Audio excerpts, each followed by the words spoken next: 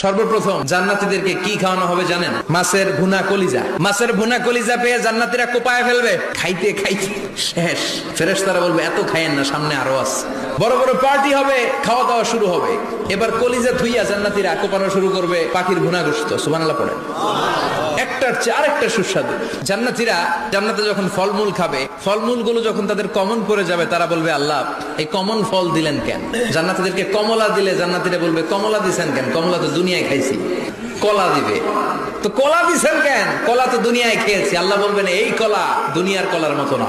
দুনিয়ার কলার ছোলা ফেলে দিতে হয়, বিচি ফেলে দিতে হয়, পাতা ফেলে দিতে হয়। জান্নাতের ছোলা ফালা লাগবে না। ছোলা খাও, ছোলা আরো মজা। খাবারের পর্ব শেষ, এবার ড্রিঙ্কস এন্ড বেভারেজ। 4 ধরনের শরাব থাকবে আপনাদের জন্য। নাম্বার 1 মিনারেল ওয়াটার, বিশুদ্ধ পানি। নাম্বার 2 দুধের ঝর্ণা। নাম্বার 3 মধুর ঝর্ণা। নাম্বার 4 মদের ঝর্ণা। প্রাণ ভরে জান্নাতীরা এই মদ পান করবে। দুনিয়াতে মদ খাওয়া আমাদের জন্য হারাম। আমরা দুনিয়াতে মদ খাবো না, জান্নাতে যে খাবো কোপায়া।